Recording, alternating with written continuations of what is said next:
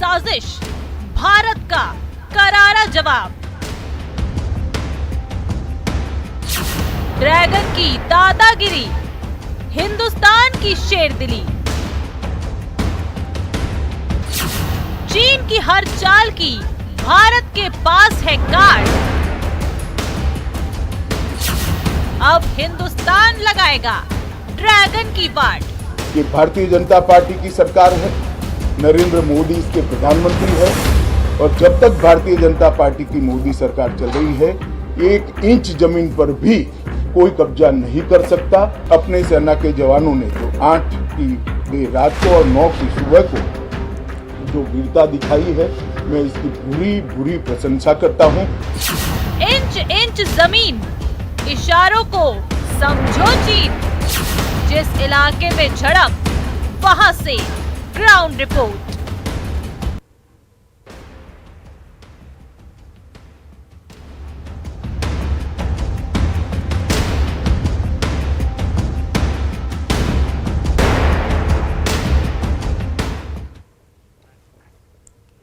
नमस्कार, news 18 special देख रहे हैं आप। आपके साथ मैं हूं शिप्रा झा। 9 दिसंबर और एक सोची समझी साजिश। 300 चीनी सैनिक तवांग के यांगसे इलाके में भारतीय पोस्ट को हटाने आए थे, कटीली लाठी और डंडे लेकर। लेकिन दादागिरी करने वाले चीन को यह कहां मालूम था कि इस बार उसका सामना शेर दिलों से है। भारतीय शेरों ने ऐसा दहाड़ा कि ड्रैगन वहां से दुम दबाकर भागने को मजबूर हो गया। भारतीय सैनिकों ने चीनी सैनिकों को दौड़ा दौड़ा कर खदेड़ा। भारतीय सेना ने चीन की हरकत का मुंह तोड़ जवाब दिया है। 9 दिसंबर को क्या हुआ था, कैसे भारतीय सेना ने चीनी सैनिकों को खदेड़ा, 9 दिसंबर का पूरा सच देखिए तवांग से ग्राउंड रिपोर्ट में।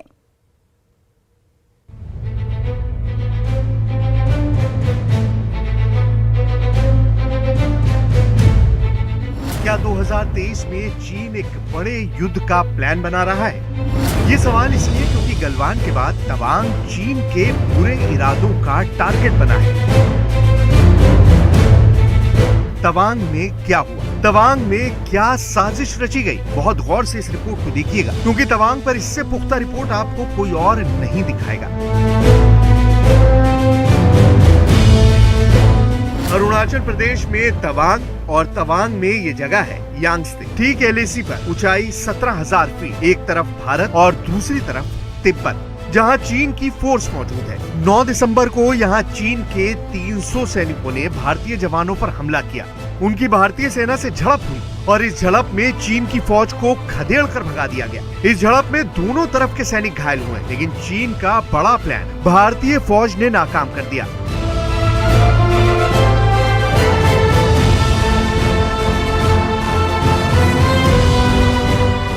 रक्षा मंत्री ने इस पूरे मसले पर क्या कहा है, बहुत गौर से देखिएगा।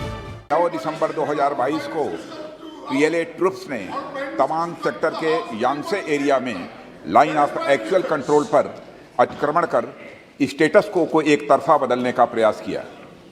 चाइना के इस प्रयास का हमारी सेना ने दृढ़ता के साथ सामना किया है अध्यक्ष महोदय, और इस फेस ऑफ में हाथापाई भी हुई है। भारतीय सेना ने बहादुरी से पीएलए को हमारी टेरिटरी में अतिक्रमण करने से रोका और उन्हें उनकी पोस्ट पर वापस जाने के लिए मजबूर कर दिया अध्यक्ष महोदय। जब दोनों तरफ की फौज डेप्सांग और डेमचोक में आमने सामने है, तब चीन की तरफ से ये बड़ा धोखा कहा जाएगा। इससे पहले 2021 में अक्टूबर के महीने में भी चीन के कुछ सैनिकों ने यहाँ घुसपैठ की। तब भारत ने उसकी पेट्रोलिंग पार्टी को रंगे हाथ पकड़ा था और कई घंटों बाद उनको छोड़ा था। पर कॉन्फिडेंस बिल्डिंग मेजर्स के लिए बेहद जरूरी है कि चीन अपनी हरकतों से बाज आ जाए और विस्तारवादी नीति जो है वो अपने ख्यालों से बाहर निकाल ले। ऐसा करने के लिए भारतीय सेना अब लद्दाख के बाद पूर्वोत्तर में तवांग पर सबसे ज्यादा फोकस कर रही है और चीन से निपटने के लिए भारतीय सेना ने पूरी तैयारी कर ली है। अब देखिए कि तवांग में चीन को टक्कर देने के लिए भारत के पास क्या है। पूर्वी सेक्टर में चीन का मुकाबला करने के लिए भारत की सबसे बड़ी ताकत समझिए कोलकाता में पूर्वी कमांड के तहत 3 बड़ी फॉर्मेशन आती हैं। पहली है असम के तेजपुर में चौथी कोर, दूसरी है नागालैंड के दीमापुर में और तीसरी है पश्चिम बंगाल के सिलीगुड़ी में 33वीं कोर। ये 3 बहुत बड़ी फॉर्मेशन हैं जिन पर पूरे पूर्वोत्तर के डिफेंस की जिम्मेदारी है। हेडक्वार्टर लेवल पर इस पावर की मोटी मोटी बातें आपको बता दी। अब देखिए कि तवांग को बचाने के लिए भारत के पास इन 3 कोर के तहत कितने सैनिक हैं। इसके बारे में बहुत जरूरी आंकड़े जान लीजिए। पूर्वी कमान के तहत आने वाली 3 कोर में 10 डिवीजन है। एक डिवीजन में 10,000 से ज्यादा फौजी होते हैं। इस लिहाज से समझ लीजिए कि 1 लाख से ज्यादा सैनिक सिर्फ पूर्वोत्तर के मोर्चे के लिए तैनात हैं। ये पूरे पूर्वोत्तर यानी सिक्किम से लेकर अरुणाचल प्रदेश और तमाम पूर्वोत्तर के राज्यों की हिफाजत करने के लिए भारत की तैयारी है। इस बात से चीन भी बहुत अच्छी तरह वाकिफ है कि ईस्टर्न कमांड के पास कितनी ताकत है। इसके अलावा चीन के खिलाफ इमरजेंसी ऑपरेशन करने के लिए पानागढ़ में 17वीं माउंटेन स्ट्राइक कोर भी तैनात है। पश्चिम बंगाल में इस मिलिट्री बेस के तहत एक डिवीजन आती है और ये फॉर्मेशन स्पेशल ऑपरेशन के लिए तैयार की गई है। जमीन पर ये भारत की सबसे बड़ी पावर है जो चीन के खिलाफ कुछ घंटों के नोटिस पर एक्टिव हो सकती है और मोर्चे तक फौज के ऑपरेशन शुरू कर सकती है।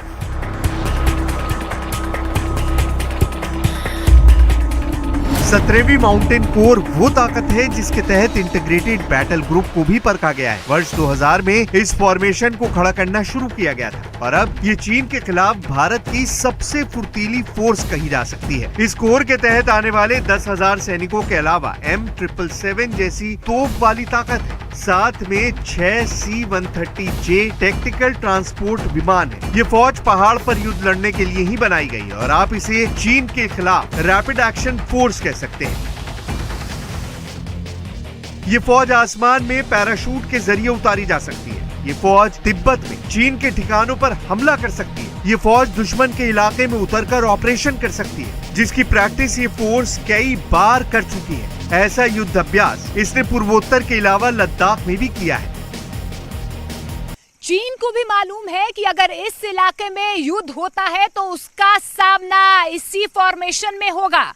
ऐसे में जिस तरीके से तवांग में बड़ी तकरार चीन की तरफ से की गई है, उसके बाद लगातार चीन की नीयत पर सवाल खड़े हो रहे हैं। लेकिन भारतीय सेना ने भी चीन की हर हरकत पर पैनी नजर बना रखी है। एरिया के लोकल कमांडर ने 11 दिसंबर 2022 को अपने चाइनीज काउंटर पार्ट के साथ स्थापित व्यवस्था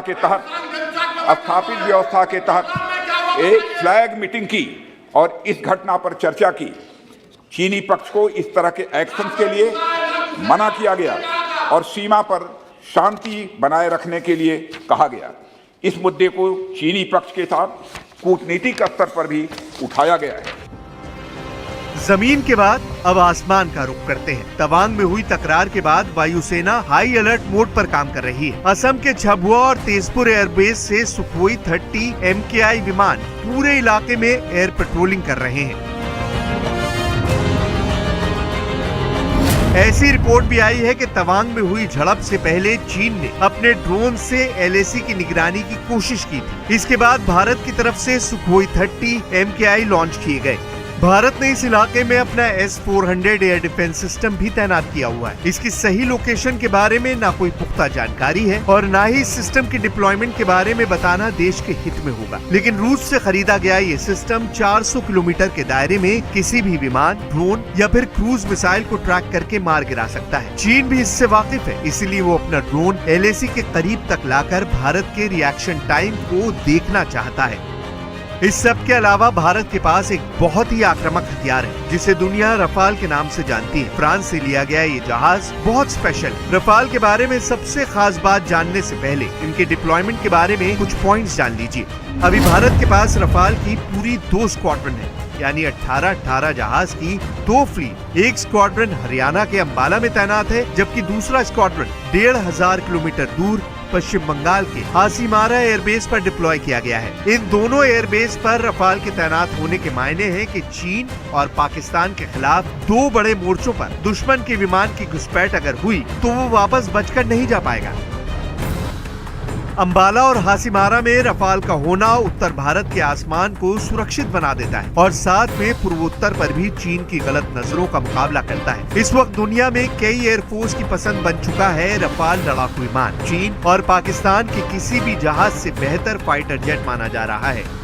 4.5 जेनरेशन का ये फाइटर जेट फ्रांस का सबसे आधुनिक जहाज है। इसमें लगा AESA रडार यानी active electronically scanned array. Radar इसे एक साथ कई टारगेट को ट्रैक करने और उन पर हमला करने की ताकत देता है। रडार के कंप्यूटर सिस्टम को भारत की जरूरतों के हिसाब से डिजाइन किया गया है। रिफ्यूलिंग के साथ 3700 किलोमीटर की रेंज रफाल को बड़े दायरे में ऑपरेशन करने की खूबी देती है। रफाल की रफ्तार 2200 किलोमीटर प्रति घंटा है, लेकिन इससे ज्यादा खतरनाक है रफाल में लगी मिसाइल। इसमें लगी मीटियोर मिसाइल 150 किलोमीटर की दूरी से दुश्मन के विमान को खत्म कर सकती है, जबकि स्कैल्प क्रूज मिसाइल 500 किलोमीटर दूर ठिकाने को तबाह कर सकती है।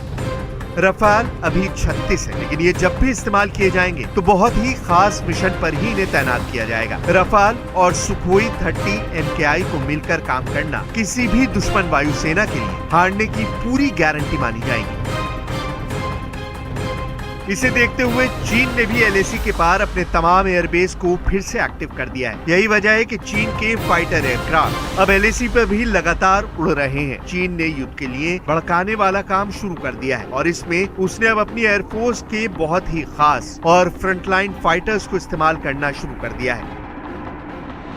चीन की ताजा हरकत की वजह से LAC के आसपास फिर से बड़े एनकाउंटर का खतरा खड़ा हो गया है। LAC पर तनाव के बीच चीन लगातार उकसा रहा है। पूर्वी लद्दाख में 2020 के बाद से LAC पर जो आमना सामना बना हुआ है, उसमें चीन अब किसी बड़ी शरारत को अंजाम देने की तैयारी कर रहा है। अरुणाचल प्रदेश में हुई नई तकरार के बीच आखिर चीन का मकसद क्या है?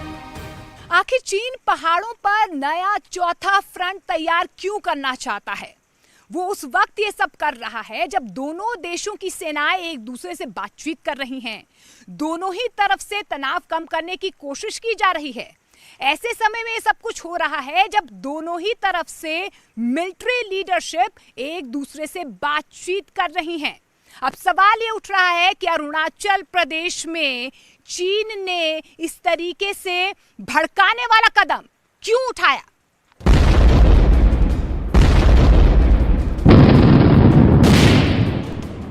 LAC पर चीन की नई हरकतों के पीछे 3 बड़े मकसद हो सकते हैं। पहला ये कि वो भारतीय फौज की सक्रियता देखना चाहता है। इसे रिस्पांस टाइम कहते हैं, यानी उसे जवाब कितनी देर में मिलता है।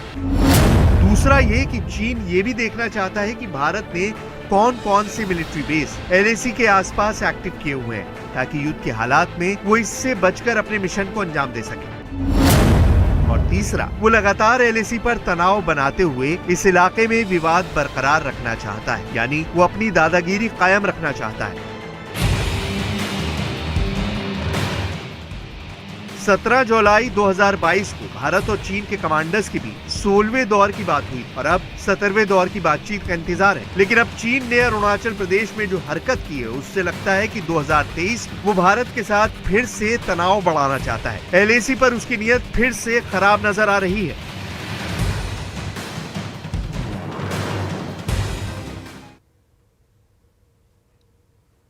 यांगत्से 17,000 फीट की ऊंचाई पर तवांग का वो हिस्सा है जिस पर साल 1962 की जंग के बाद से ही चीन की बुरी नजर है। चीन युद्ध के समय से ही तवांग के यांगत्से पर कब्जा जमाने के सपने देख रहा है। सेना के सूत्रों की माने तो यांगत्से को पीपल्स लिबरेशन आर्मी की हमेशा से निशाना बनाने की फिराक में रहती थी। आखिर तवांग और यांगत्से में ऐसा क्या है जो चीनी राष्ट्रपति शी जिनपिंग इस पर कब्जे का सपना पाले हुए हैं? इस रिपोर्ट में समझिए।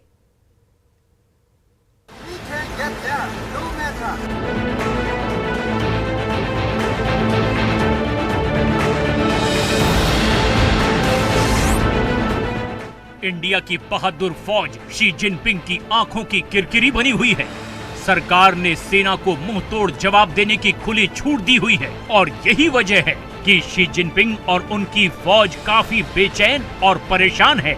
भारतीय सेना की तैयारी के आगे पिटने वाले और वापस लौटने वाले चीन के सैनिकों पर क्या एक बार फिर से विश्वास किया जा सकता है? शी जिनपिंग की पूरी साइकोलॉजी से आज आपको रूबरू करवाएंगे।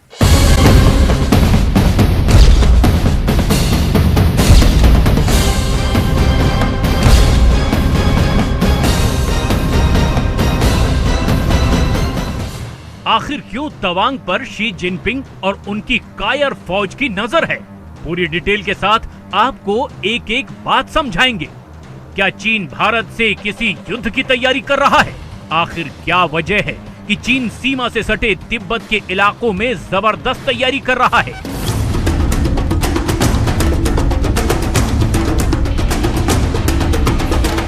आखिर बॉर्डर के इलाकों के पास चीन वाली साइड की तरफ हवाई अड्डे और नए आर्मी बेस बनाने के पीछे शी जिनपिंग की मंशा क्या है? पांव पीछे करने वाली चीनी आर्मी सुधरने का नाम नहीं ले रही है।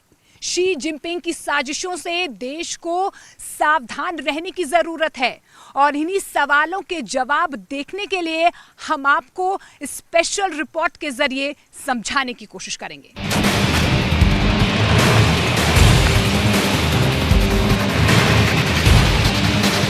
सबसे पहले शुरुआत तवांग से ही करेंगे। आखिर चाइनीज आर्मी की नजर में तवांग क्यों खटक रहा है? वैसे तो चीन की निगाह पूरी LAC पर ही खराब है, लेकिन तवांग में चीन अक्सर गड़बड़ी की साजिशें रचता रहता है। तवांग का रणनीतिक महत्व बहुत ज्यादा है। असम की सुरक्षा के लिए तवांग पर नियंत्रण काफी जरूरी है। 1962 के युद्ध के समय चीन ने तवांग के रास्ते ही असम में घुसपैठ करवाई थी। तवांग इसीलिए भी सामरिक रूप से बहुत महत्वपूर्ण है क्योंकि इसकी सीमा भूटान और तिब्बत से भी लगती है। तवांग में 17,000 फीट ऊंची पहाड़ियां हैं, जहां ऐसे ऊंचे इलाके हैं कि इंडियन आर्मी नॉर्थ ईस्ट के बड़े हिस्से की निगरानी कर सकती है। और यही वजह है कि चीन इस इलाके को लगातार विवादों में डालने की कोशिश में जुटा रहता है। तवांग का दुरुपयोग भारत में घुसपैठ के लिए चीन पहले भी करता रहा है। अक्टूबर 2021 में चीन के 200 सैनिकों के एक दल ने भारत चीन भूटान की सीमा पर मौजूद एक भारतीय गांव में घुसने की कोशिश की थी, जिसको इंडियन आर्मी ने नाकाम कर दिया था। उस वक्त भी भारत के सैनिकों ने चीन के सैनिकों को खदेड़ दिया था। 15 जून 2020 को गलवान की मुठभेड़ के बाद अगस्त के महीने में ही चीन की आर्मी ने एक बार फिर तवांग में घुसपैठ की कोशिश की थी। उस वक्त भी भारत की आर्मी ने चीन की आर्मी की कलाई खोलकर रख दी थी और उनको पीछे लौटने पर मजबूर किया था। साल 2016 में भी चीन ने तवांग में घुसपैठ की कोशिश की थी, जिसे नाकाम कर दिया गया था। चीन की नीयत को देखते हुए मौजूदा सरकार ने अरुणाचल प्रदेश में चीन की LAC से सटे तमाम इलाकों में 63 सड़क परियोजनाओं का काम शुरू कर दिया है और इन्हीं परियोजनाओं के तहत भारतीय सेना की पहुंच अब LAC तक बढ़ गई है। 1962 की जंग में इस इलाके में इंफ्रास्ट्रक्चर न होने की वजह से भारत की सेना को यहां पहुंचने में बहुत दिक्कतें हुई थी, जिससे चीन को रणनीतिक फायदा भी मिल गया था। मार्च के बाद जब तिब्बत में बर्फ पिघल जाती है तो जिनपिंग के आदेशों के मुताबिक तिब्बत से लगे हुए चीन की तरफ वाले इलाके में चीन की आर्मी लगातार निर्माण कार्य करवाती रहती है। चीन लद्दाख और अरुणाचल की तरफ से लगातार भारत के ऊपर दबाव बनाने की कोशिश करता रहता है। चीन और भारत का बॉर्डर 3,488 किलोमीटर लंबा है। भारत के 5 राज्यों से चीन की सीमा लगती है: लद्दाख, उत्तराखंड, हिमाचल प्रदेश, सिक्किम और अरुणाचल प्रदेश। लद्दाख, उत्तराखंड और अरुणाचल प्रदेश में अक्सर चीन की आर्मी घुसपैठ की कोशिश करती रहती है। पहले चीन की 40 से 50 सैनिकों की टुकड़ी ही घुसपैठ की कोशिश करती थी, लेकिन अब हालात बदल गए हैं। भारत की सेना को खुली छूट मिल गई है, इसीलिए अब चीन के डरे हुए कायर फौजी 200 से 300 की संख्या में LAC के इलाकों में घुसपैठ की कोशिश करते हैं, लेकिन फिर भी नाकाम ही होते हैं।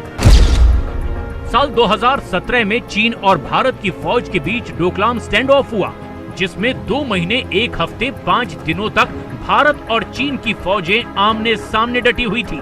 डोकलाम के स्टैंड ऑफ में चीन ने भारत पर दबाव बनाने की तमाम कोशिशें की, लेकिन उसकी सारी कोशिशें नाकाम रही थी। भारत की बढ़ती ताकत को देखते हुए परेशान जिनपिंग ने सीमा से सटे हुए चीन के साइड वाले इलाकों में जबरदस्त तरीके से निर्माण कार्य शुरू करवा दिया। चीन के शिनजियांग में, दाशकुरगन और तिब्बत में टिंगरी और दामसुंग में 3 नए हवाई अड्डों का निर्माण करवाया। इसके अलावा काशगर, होतान, ल्हासा और बांग्डा में भी चीन ने अपने पुराने एयरबेस की मरम्मत करवाई। चीन ने सीमा पर अपनी स्थिति को मजबूत करने के बाद लद्दाख में घुसपैठ की नाकाम कोशिशें की। तवांग पर तो लंबे अरसे से चीन की नजर है, लेकिन लद्दाख में पेंगोंग झील के पास के इलाकों में भी चीन की आर्मी एक्टिव हुई थी। लद्दाख की 840 किलोमीटर लंबी एलएसी पर चीन स्थिति को बदलने की कोशिश करता रहता है। लद्दाख पर दबाव बनाने के लिए साल 2021 में चीन की आर्मी ने अपनी 2 डिवीजन को रवाना कर दिया था। लद्दाख में इतनी बड़ी तैनाती का कदम चीन की आर्मी ने साल 1962 के बाद पहली बार उठाया था। चीन ने इस पूरे मिलिट्री जमावड़े को इस तरह से दिखाने की कोशिश की थी कि ये तो सिर्फ एक सैन्य अभ्यास है, लेकिन भारत की आर्मी उस वक्त और ज्यादा अलर्ट मोड में आ गई जब चीन ने 2 पैदल सेना के डिवीजन यानी करीब 30,000 की और अतिरिक्त आर्मी लद्दाख से लगी हुई इस एलएसी पर तैनात कर दी। चीन ने 2021 में भारत से लगने वाली पूरी 3,488 किलोमीटर लंबी सीमा रेखा को ही एक्टिव करने की कोशिश की थी, लेकिन चीन को पस्त करने के लिए अगस्त 2020 में भारत ने मालडो स्थित चीन की सेना के कैंप के ठीक सामने ही ऊंची पहाड़ियों पर कब्जा जमा लिया था। जब चीन की आर्मी और उसके कई बेस ऊंची पहाड़ियों से इंडियन आर्मी के सीधे निशाने पर आ गए तो चीन ने हार मानी और पीछे हटने को राजी हुआ। 15 जून 2020 को गलवान में हुए खूनी संघर्ष के 9 महीने बाद चीन ने 16 फरवरी को पेंगोंग से झील के उत्तरी तट और झील के दक्षिण के मैदानों में अपने सैनिकों, टैंकों और तोपखानों को पीछे खींच लिया था। इसी तरह हॉट स्प्रिंग, गोगरा और देपसोंग के मैदान में भी भारत और चीन की सेनाओं के बीच स्टैंड ऑफ हुआ था। भारत ने चीन के आक्रामक रवैये से निपटने के लिए चीन की सीमा पर अपनी ताकत और बढ़ा दी है। 2021 के पहले तक भारतीय सेना के कुल कोर में से 9 कोर पाकिस्तान के मोर्चे पर तैनात थी, लेकिन बाद में भारत ने चीन के खतरे को देखते हुए 8 कोर को पाकिस्तान के मोर्चे पर और 6 कोर को चीन के मोर्चे पर तैनात कर दिया। भारत की सेना पूरी ताकत से चीन को मुंहतोड़ जवाब देने में सक्षम है और पूरे देश में भारतीय सेना के शौर्य की प्रशंसा भी हुई है। जब तक भारतीय जनता पार्टी की मोदी सरकार चल रही है, 1 इंच जमीन पर भी कोई कब्जा नहीं कर सकता। कल अपने सेना के जवानों ने जो 8 की देर रात को और 9 की सुबह को जो वीरता दिखाई है, मैं इसकी भूरी प्रशंसा करता हूं। इन्होंने घुसे हुए सभी लोगों को कुछ ही घंटों में वापस खदेड़ दिया और हमारी भूमि का रक्षण किया है।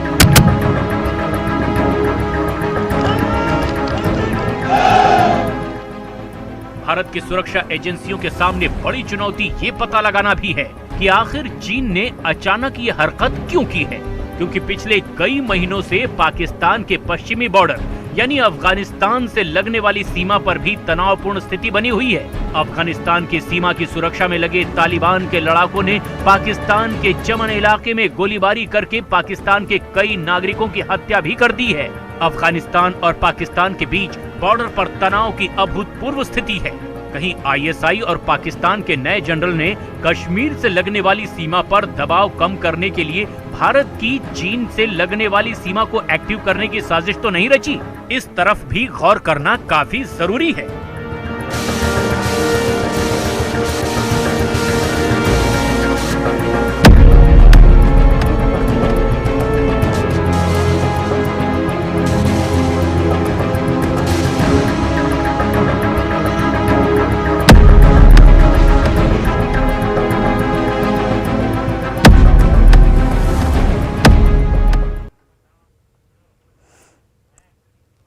और फिलहाल इस बुलेटिन में अभी के लिए बस इतना ही। आप देखते रहिए न्यूज़ 18 बिहार झारखंड।